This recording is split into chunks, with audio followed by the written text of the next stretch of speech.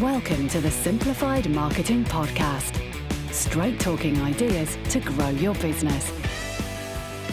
Well, hello there, and welcome to the Simplified Marketing Podcast, the show that aims to help you grow your business.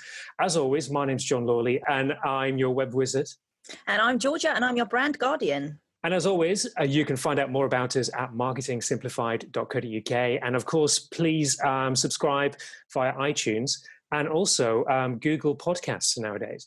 So we're a number of weeks now into the coronavirus, and everything is starting to ease up. So business is starting to flow a bit better. So Georgia and I are delighted to be joined by Karen Revel-Chion of Future Marketing Now, who's a virtual marketing director. So Karen, welcome to the show. Thank you very much, John and Georgia. Nice to see you both. And to you. Tell us a bit more about yourself then and your background. Okay, so I've spent almost, believe it or not, 30 years in corporate marketing. I started off as a graduate trainee at Mars, and then I've rattled through other corporations like Nestle, Unilever. I worked in the Far East for Seagram, who at the time owned brands like Martell and Chivas Regal. I came back to the UK and I've managed brands like Monopoly for Hasbro. I went on to Vitties, and I've worked for the National Lottery and managing brands like Euromillions and their scratch cards offering. New York Bakery, bagels, if you're not familiar with the company. And then most recently I was marketing director for an SME in biotech, which was quite a change, but quite similar in many ways to what I'd done before. So yeah, I've had a long and interesting career, shall we say. Yeah. It's an amazing list of brands right there, isn't it? I think I've been really fortunate. Yeah, I think I've been fortunate to work on some really great brands around the world. Yeah, it's been good. And dare we say it, which ones have been your favourites so far?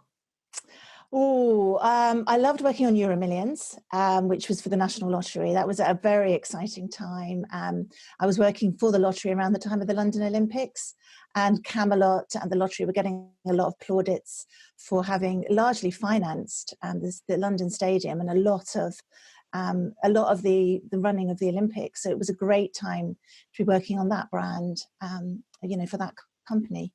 But I've also got a soft spot for New York Bakery as well. I can't put them down. Oh, yeah. I'm going to say, yeah, I think we all do, definitely. Yeah. especially in a lockdown scenario. So how have you transferred then now? Because you've obviously worked with some huge brands then that you've just talked us through. How does that now translate to what you're doing currently? So I've set myself up at the back end of last year as a virtual marketing director, and I've set out to help small businesses and startups just get their marketing off the ground. I think, once a business gets to a certain size and their sales get going, it's easy for them to set up a marketing department and really bring in a whole team of professionals and get things started. But what I was seeing by talking to the founders of some of the small businesses is that they just didn't know how to get started. And I felt with my breadth of experience that I had something to offer at them as a virtual marketing director. So not someone who works with them full time, but someone who works with them on a project basis and occasionally on a retainer basis to really manage their marketing and get them started in a way that they don't know how. It's been successful. It's been a successful venture so far. Sounds brilliant. I know from a lot of my clients when they come to me and they've used all various different suppliers and they're trying to manage all their marketing themselves. Yeah. They really need someone like you that can just streamline everything and stop them making errors as well in those few years. It's critical, isn't it? Yeah, well, it is. And I mean, a lot of companies say, oh, well, we're on Facebook and we're doing a lot of posts and, that we're not getting much from that. And we're trying, we're putting some leaflets out, but we're not quite sure if it's working. And really, you need to step back and go, okay, let's take this from the beginning. And what are you trying to achieve? Who are you talking to? And what's going to be the best way to reach them? And once you start stepping back, it kind of falls into place for people. But I think it does need an outside critical eye experience to help them find the right mix. Yeah.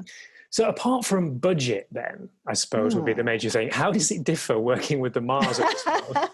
The budget is the big one. I think, how does it differ?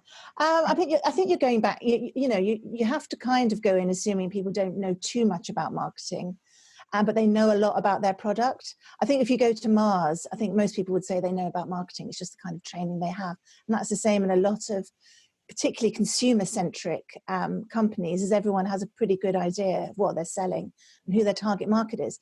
But believe it or not, some of the small businesses have got to where they are on the basis of word of mouth and recommendations. And when they start to run out, they're a little bit like, well, how do I get new people in? And actually, they probably haven't really thought about who their ideal customer is in a way that then, okay, how can I reach them? How can I reach them online?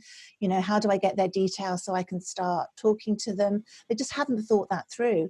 And startups are at an even bigger disadvantage because quite often the founders are so into the product that their idea of marketing, and it's not entirely wrong, is to put out a brochure with all the product features, which is great, but they're not really addressing the reason people buy or subscribe to their product, which is their need. What is it they need? What problem are you solving for them?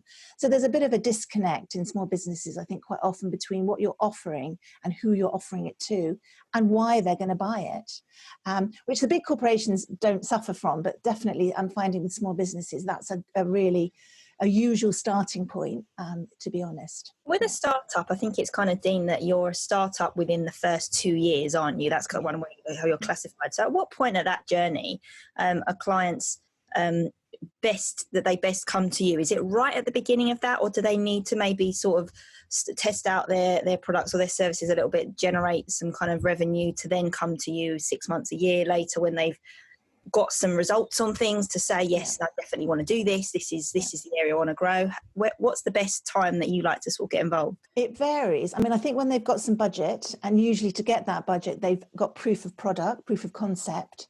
So they've got some idea of what they're offering and that people out there do want it.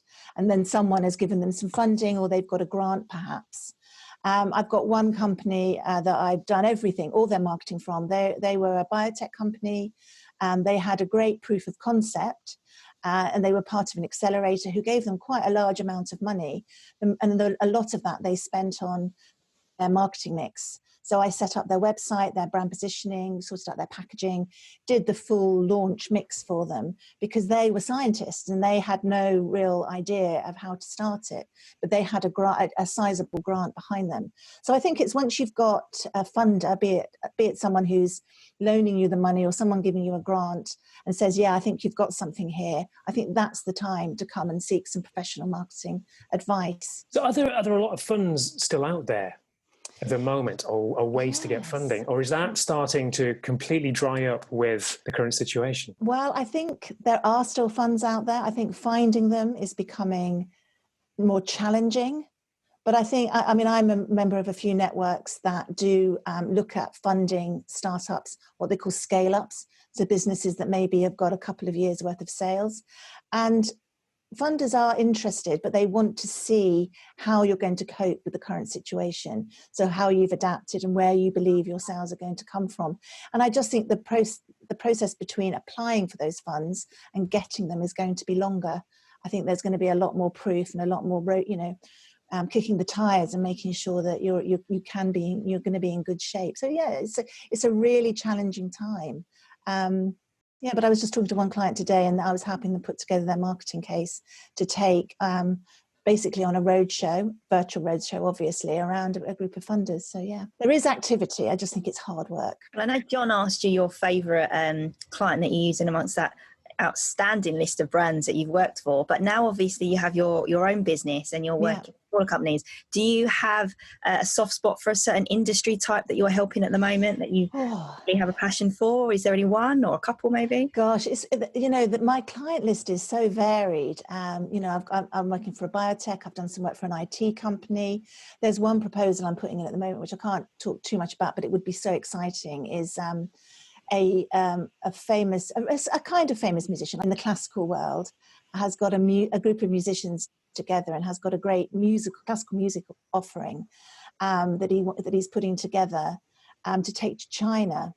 and he wants to have a sponsorship package around it that builds British industry. So maybe the lesser well-known British brands, if he can get them to sponsor his streams, because initially it's going to be all streamed via one of the social platforms, or sponsor his live performances, then he will be furthering his own group as well as British business. And that's so exciting as a project to work on. Yeah, but then equally, I'm doing a proposal for a small health clinic, and I think the results will be quicker and more tangible. So yeah, but I do like the big stuff. The big picture stuff is exciting, as well as helping small businesses do a quick turnaround.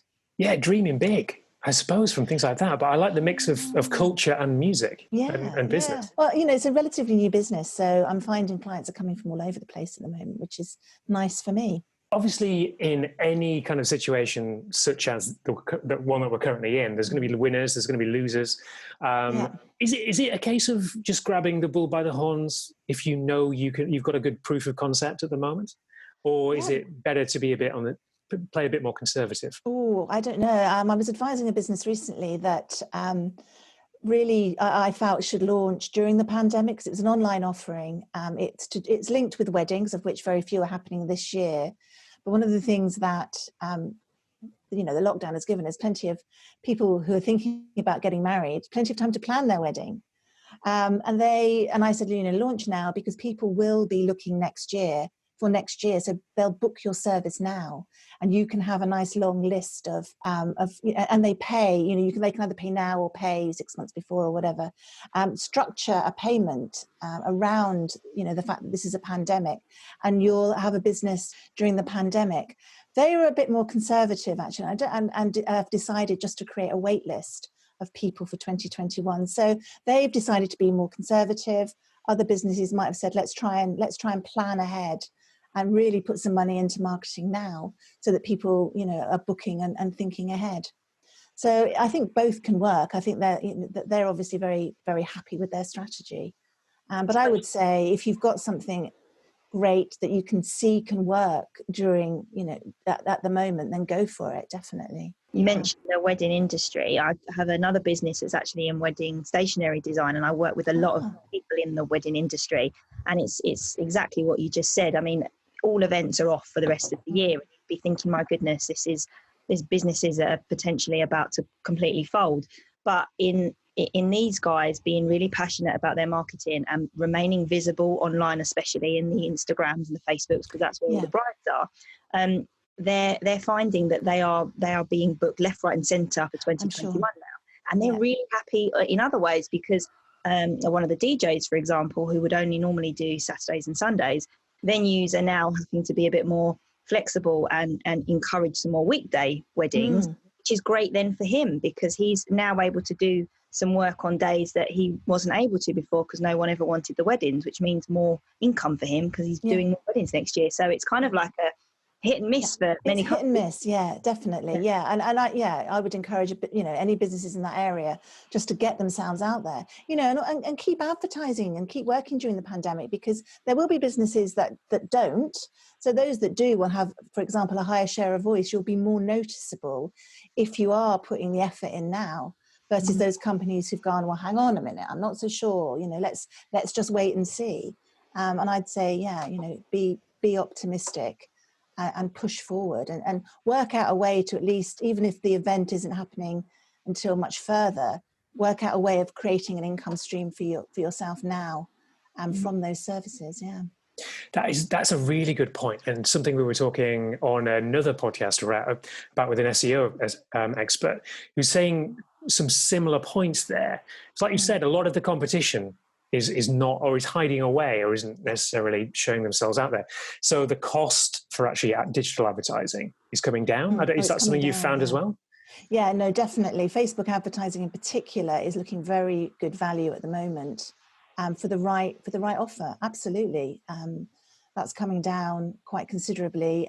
So we ran a campaign. We were trying to find 50 people to try a new product, and we turned it off after a day and a half, because we were getting the impressions, people were clicking through really, really quickly, and the cost was rock bottom, and the speed at which it happened was really quick. We didn't have to try very hard to find them. because no one else, no one else was particularly bidding on that audience. So are there any particular brands you think are going to start doing very well in a post-coronavirus world? Are we having an interesting conversation today with a few people in my network who, and it wasn't necessarily too much of a positive conversation, it was saying, is there going to be a split that's going to start to occur where you're going to find that people who have resources and money, etc., are going to be very happy still to continue to spend, and then you're going to have another larger considerable section of society obviously who can't. But is that the haves are still happy to spend? I think the haves are still very happy to spend and are looking for places to spend their money. I think the businesses that will do really well, and I'm thinking particularly in North London, is the local businesses. People are reluctant to travel, for example, to Oxford Street if you're thinking about retail, and then looking towards their local high street for the things that they want. And I think those kind of businesses that have been there throughout the lockdown, either servicing their clients online or have managed to keep their physical business open to some kind of degree, maybe they've done click and collect, they will continue to do really, really well. And businesses that have kept in touch during the pandemic as well. I think, not those that just maybe sent out of, we're with you on this, we're thinking of you email at the start of the pandemic and then forgot about it. But businesses that have actually tried to reach out and really been visible in helping their local community, be it if they're not retail, if they're something else, if they've got another service to offer, will do very, very well. I think the businesses that obviously the businesses that won't do well are those who've got huge overheads and have really struggled to reopen or are struggling to reopen.